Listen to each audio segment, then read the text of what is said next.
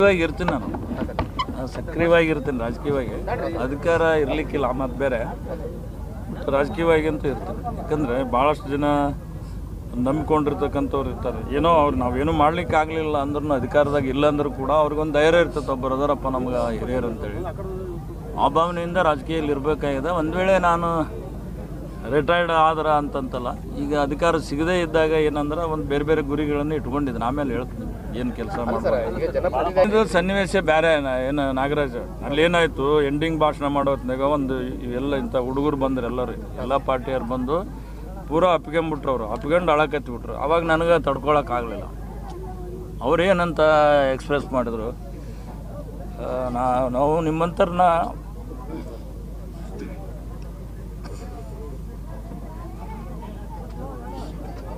ಕಳ್ಕೊಂಡಿವ ಅಂತೇಳಿ ಅಂದಕ್ಕೆ ನಾನು ಭಾವುಕರಾದ ಬಿಟ್ರೆ ಅದು ಬಿಟ್ರೆ ಏನಿಲ್ಲ. ಊಹಿಸ್ಕೊಳಕ್ ಆಗ್ತಾ ಇಲ್ಲ ಸರ್ ಅವರು ಜನಪ್ರತಿನಿಧಿಗಳಾಗಿರ್ಬೇಕು ಅವರು ಇರಲೇಬೇಕನ್ನೋದು ಅವ್ರ ಒಂದು ಜನರ ಮಧ್ಯೆ ಇರಬೇಕು ಅಂತ ಅವ್ರು ಸರಿ ವ್ಯವಸ್ಥೆಯಲ್ಲಿ ಹಂಗೆ ಮಾಡೋಕ್ಕಾಗಲ್ಲ ರಜ. ಏನು ಪಾರ್ಟಿ ತೀರ್ಮಾನ ಮೇಲೆ ಆಯ್ತಲ್ಲ ಮತ್ತೇನು ಮಾಡ್ತೀವಿ ಅದು ಹೇಳಿದ್ದೇನಲ್ಲ BJP ಮುಂದುವರಿತು. ಕಾಮೆಂಟ್ ಮಾಡಿದ್ರಾಗ ಏನೋ ಅರ್ಥ ಇಲ್ಲ. ಏನು ನಮ್ಮ ಟೈಮ್ ಸರಿ ಇಲ್ಲಪ್ಪ ಬ್ಯಾಡ್ ಲಕ್ ಅಂತಾರಲ್ಲ ಇಲ್ಲ ಅವರು ಯಾರೂ ಮಾಡಿಲ್ಲ. ನಾಯಕರು ಬೇರೆ ಬೇರೆ ನಾಯಕರು ಮಾತಾಡ್ಯಾರ ಕರ್ಟಸಿಗೆ ಮಾತಾಡ್ರ ಬೇರೆ ಪಾರ್ಟಿ ವಿಷಯ ಚರ್ಚೆ ಏನಾಗಿಲ್ಲ. ಅಲ್ಲ ಅವ್ರ ಅಭಿಮಾನಕ್ಕೆ ಹೇಳಿದ್ದಾರೆ ತಪ್ಪೇನೈತೆ ಅವ್ರು ನಾವು ಋಣಿ ಆಗಿದ್ದೀವಿ ಅವ್ರಿಗೆ ಅಭಿನಂದಿಸ್ತೀವಿ ಹೇಳಿದ್ರೆ ತಪ್ಪೇನೈತೆ. ಇದು ಅದು ಸಭ್ಯ ಸಂಸ್ಕೃತಿ ನಮ್ಮ ದೇಶದ ಅದು. ಅವ್ರು ಬಂದು ಕಾಂಗ್ರೆಸ್ಸಿಂದ ಟಿಕೆಟ್ ಕೊಡಬೇಕು ನಮ್ಮಲ್ಲಿ ಅಂತ ಅವರು ಹೇಳ್ತಾರೆ ಶ್ರೀನಾಥ್ ಅವರು. ಟಿಕೆಟ್ ಕೊಟ್ಟರೆ ಇಲ್ಲ ಕ್ವಶನ್ ಇವತ್ತು ಇದು ನಮ್ಮ ಈಗ ಕ್ವಶನ್ ನಮ್ಮ ಮುಂದೆ ಬಂದಾಗ ಅದಕ್ಕೆ ಆನ್ಸರ್ ಮಾಡ್ಬೋದು. ಕ್ವಶನ್ ಬಂದಿಲ್ಲ ಇನ್ನು ಬಂದ್ರೆ ಅವಾಗ ಆನ್ಸರ್ ಮಾಡಲ್ಲ. ಈಗ ಟೋಟಲಿ ನಾ ಹೇಳಿದ್ನಲ್ಲ ರಾಜಕೀಯದಲ್ಲಿ ಇರ್ತೀನಿ ನಾನು ರಾಜಕೀಯದಲ್ಲಿ ಇರ್ತೀನಿ ಅದು ಮಾತ್ರ ಹೇಳೋದು. ಅಲ್ಲ ಕಂಟೆಸ್ಟ್ ಮಾಡಿದ್ರೆ ರಾಜಕೀಯ ಅನ್ನಂಗಿಲ್ಲ ಅದಕ್ಕೆ.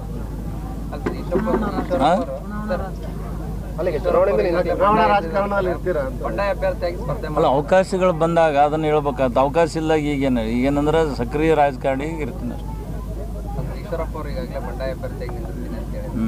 ಅವ್ರು ನೋವು ಆಗ್ಯದ ಮತ್ತು ಎಕ್ಸ್ಪ್ರೆಸ್ ಮಾಡ್ತಾರೆ ಅದಕ್ಕೆ ಯಾರು ಅಡೆತಡೆ ಮಾಡೋಕ್ಕಾಗಲ್ಲ.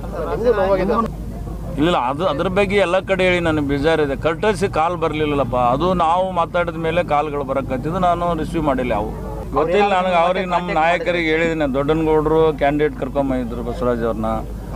ದೊಡ್ಡನಗೌಡರು ಅವರು ನಮ್ಮ ವಿರೋಧ ಪಕ್ಷದ ಮುಖ್ಯ ಸಚೇತಕರು. ನನಗೊಂದು 2-3 ಪ್ರಶ್ನೆ ಅದಾವ ಉತ್ತರ ಕೊಟ್ಟುಬಿಡ್ರಿ ಈಗ ನಿಮ್ಮ ಗಾಡಿ ಎತ್ತಿ ಬಿಡ್ತೀನಿ ಅಂತ ಹೇಳಿ ಅವ್ರಿಗೆ. ನಮ್ಮ ಪ್ರಶ್ನೆ ಏನಂದರೆ ಕರ್ಟಸಿ ಒಂದು ಕಾಲ್ ಮಾಡಲಿಲ್ಲ ಯಾರು ನಾಯಕರು.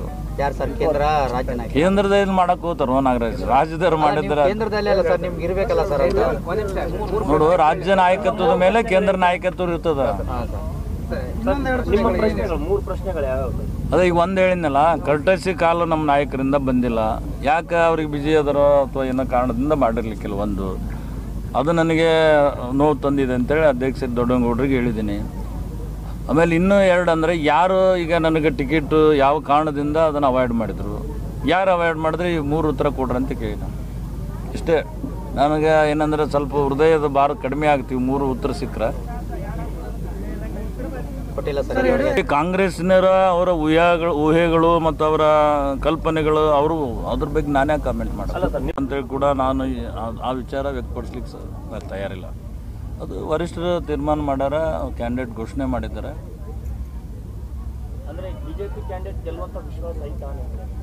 ನೋಡಿ ಚುನಾವಣೆ ಅಂದರೆ ಎಲ್ಲರೂ ಗೆಲ್ತೀವಿ ಅಂತಲೇ ವಿಶ್ವಾಸ ಇರ್ತದೆ. ಯಾರು ಸೋಲ್ತೀವಿ ಅಂತಲೇ ಕ್ಯಾನ್ವಸಿಂಗ್ ಹೋಗೋದಾಗಲಿ ಅಥವಾ ಪ್ರಚಾರ ಮಾಡ್ತಕ್ಕಂಥದ್ದಾಗಲಿ ಅಥವಾ ಮತದಾರನ ಭೇಟಿ ಮಾಡ್ತಕ್ಕಂಥದ್ದು ಯಾರು ಕೂಡ ನಾವೆಲ್ಲರೂ ಕೂಡ ಗೆಲ್ತೀವಿ ಅಂತ ಅದು ಅವೆಲ್ಲ ಕಡೆ ಇರ್ತಾವ್ರಿ ನಾಗರಾಜ.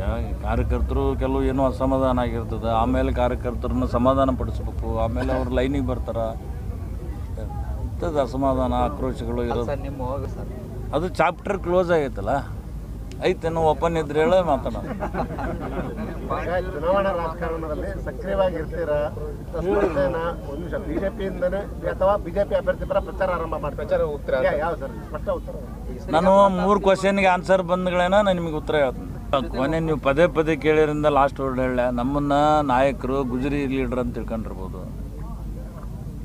ಅರ್ಥ ಆಯ್ತಾ ನಾ ಹೇಳಿದ್ದೆ? ಉತ್ತರ ಹೇಳಿದ್ನಲ್ಲಿ ಈಗ ಕರಡಿ ಸಂಗಣ್ಣ ಒಬ್ಬ ಗುಜರಿ ಲೀಡರ್ ಅಂತ ಬಿಟ್ಟಿರ್ಬೋದು. ಇನ್ನೇನು ಹೇಳಿ ಮೀಡಿಯಾದವ್ರು ನಿಮ್ಗೆ ಅರ್ಥ ಆಗಲ್ಲ ಅಂದ್ರೆ ಹೆಂಗೋ ನಿಮ್ಗೆ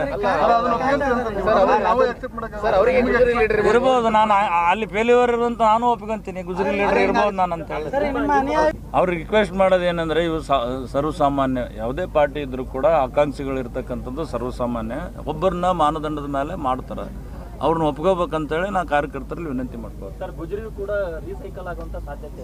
ಅದಕ್ಕೆ ಟೈಮ್ ಹಿಡಿತೈತೆ. ಆನ್ಸರ್ ಬಂದ್ರೆ ಇವತ್ತು ಕ್ಯಾಂಡಿಡೇಟ್ ಗಾಡಿ ಎತ್ತಿ ಬಿಡ್ತೀವಿ. ನಮಗೆ ಹಾನಿ ಅದು.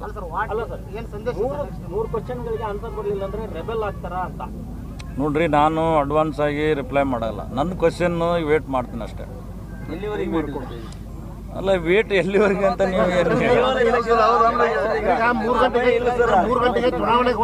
ನಾನು ಹೇಳಿದ್ದೀನಿ ಅವ್ರಿಗೆ 2 ದಿನ ಸರ್ಕಾರಿ ಕಾರ್ಯಕ್ರಮ ಅದಾವ, 2 ದಿನ ಮುಗಿಸೋತೀನಿ ಅಂತೀನಿ. ನಂದು ಇವತ್ತು ಸರ್ಕಾರಿ ಕಾರ್ಯಕ್ರಮ ಮುಗೀತು. ಈಗಾಗಲೇ ಚುನಾವಣೆ ನೀತಿ ಸಂಹಿತೆ ಬರ್ತದೆ. ಈಗ ಅವ್ರು ಬರ್ಬೋದು, ಮಾತಾಡ್ಬೋದು ಅಂತ ನನ್ನ ಭಾವನೆ. ಹೇಳ್ತೀನಿ. ಎಲ್ಲಿ ಹೋಗಂಗಿಲ್ಲ. ನಾನು ಮೊದಲೂ ಹೇಳೇನೆ, ಬೆಗ್ ಮಾಡಿ ಟಿಕೆಟ್ ತೊಗೊಳಂಗಿಲ್ಲ, ಎಲ್ಲಿ ತೊಗೊಳೋದಲ್ಲ ಅಂತಲೇ ಹೇಳಿದ್ದೆ. ಹಂಗೆ ನಾನು ಯಾರ ಹತ್ರ ಹೋಗಿಲ್ಲ. ನಾನು ಕೊಪ್ಪಳದಲ್ಲೇ ಓಡಾಡಿದ್ದೀನಿ, ಕೆಲಸ ಕಾರ್ಯಗಳು ಮಾಡ್ಕೊಂತಿದ್ದೀನಿ. ಯಾರ ಹತ್ರ ಮೊದಲ ಏನು ಅಪ್ಲಿಕೇಶನ್ ಕೊಟ್ಟಿದ್ವಿ, ನಮ್ಮನ್ನು ಕನ್ಸಿಡರ್ ಮಾಡಿರಿ, ಇದೊಂದು ಸರ್ ಸೇವಾ ಮಾಡೋಕ್ಕೆ ಅವಕಾಶ ಮಾಡಿರಿ ಅಂತೆಲ್ಲ ನಾಯಕರು ಪಟ್ಟಿ ಮಾಡಿ ಬಂದಿದ್ದೀವಿ. ಅದು ಬಿಟ್ಟರೆ ಮತ್ತೆ ಆಗಲ್ಲ ಈಗ ಡೆಲ್ಲಿಗೆ ಹೋಗ್ತೀರಿ, ಬೆಂಗಳೂರಿಗೆ ಹೋಗ್ತೀರಿ ಅಂದರೆ ಎಲ್ಲಿ ಕೂಡ ಹೋಗೋಂಥ ಪ್ರಶ್ನೆ. ಮಾತಾಡೋರು ವಿಚಾರಗಳು ಅವ್ರವ್ರಿಗೆ ಬಿಟ್ಟಿದ್ದದು. ಚರ್ಚೆ ಮಾಡ್ತಿರ್ತಾರೆ. ಸಬ್ಜೆಕ್ಟ್ ಇದ್ದಾಗ ಚರ್ಚೆಗೆ ಬರ್ತಾವೆ. ಅವೆಲ್ಲ ಏನು ಕರಡಿ